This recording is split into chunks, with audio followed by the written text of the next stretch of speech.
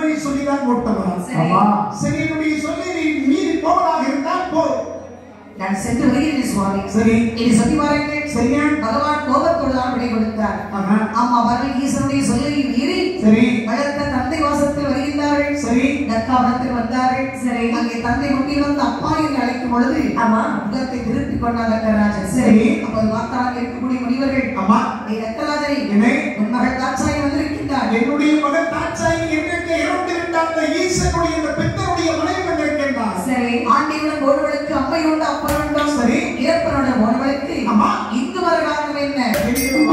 அவள் எனக்கு மகளும் இல்லை. சரி, நான் அவளுக்கு தகப்பன் இல்லை. அப்படி உண்மையோடு சொன்னாலும் பரவாயில்லை, தாட்சாயி சொன்னாலும் பரவாயில்லை, ஆண்டவனை இழுத்து பேசியவுடனே அம்மாவுக்கு சிறவந்தது சாபத்தை கொடுத்தார்கள். அடே தக்கராஜனே, என்ன ஆண்டி என்று சொன்னதினால் அழிவு தக்கா ஒழிவார்கள். இறப்பன் என்று சொன்னதினால் கையடையோ ஒழிவார்கள்.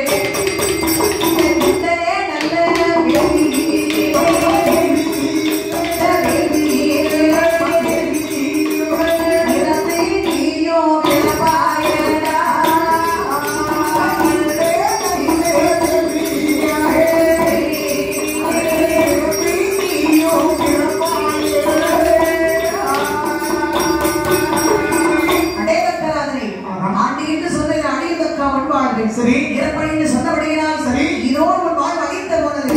நீ கடற்கிருந்த வீதியை இறந்து விடப்பாயிடா என்று சாபத்தை கொடுத்து விட்டு அம்மா பணிவாக்கி சென்றார்கள். சரி, இறைவனிடத்தில் வந்தார்கள். ஆமா, அப்படி மண்டியிட்டு வணங்கிட்டார்கள். சரி, அம்மா பார்வதி, என்ன போகாதே என்று சொன்னேன். சரி, சென்று அவமானப்பட்டு வந்திருக்கின்றாய். அம்மா விடமாட்டேன் தக்கராஜனை. ஆண்டவாய் அந்த தக்க தேவையில்லை, அவன் இறந்தால் எனக்கு அதை பற்றி கவலை கிடையாது. சரி, இந்த சொல்லி எப்பொழுது அம்மையுடைய உண்மையுடைய வாயிலிருந்து வரும் என்று சொல்லி ஆண்டவன் எதிர்பார்த்துக் கொண்டிருந்தார்கள். ஆமா, ஆதிசிவன் முக்கன் கொண்டு கோபத்தோடு பார்த்தேன். சரி, அப்படி அவர்கள் நெற்றியெல்லாம் வேர்வையாக வைத்தது.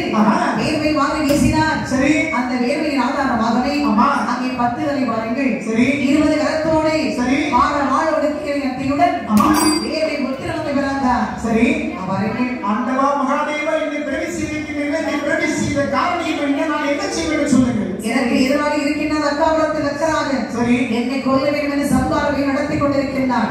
அவனை கொன்று சரி, அந்த வேலையை அழித்து வா, தக்காபுரத்தை தவிடுபடியாக்கி வா. இப்பொழுது இதுவரை சுவாமி இது சொன்னபோது சரி, வேலி உத்தரவு வரப்பட்டால் ஆயுதங்கள் எடுத்து ஆதிசிவனிடத்தில் வருவதை வெற்றுக்கொண்டு சரி, வேலை தக்காபுரத்தில் வந்தார். சரியா? தக்கராஜனோடு சண்டையிட்டார். அம்மா தக்கராஜன் வேலை உத்தரனோடு சரி, 8 நாளாகவே கட்டும் போர் புரிந்தார்கள். கடைசிக்கு வாருங்கள். சரி, ஆதிசிவனை தாண்டி வைத்து வேலை உத்திரன் அம்மா ஆலயத்தில் அரவணைத்த தக்கரோடு தலையெடுத்தார். சரி, அண்ணன் வேலையை போட்டான். சரியா? ஏதவரை தலையெடுத்தான். அம்மா வேலையை போட்டான்.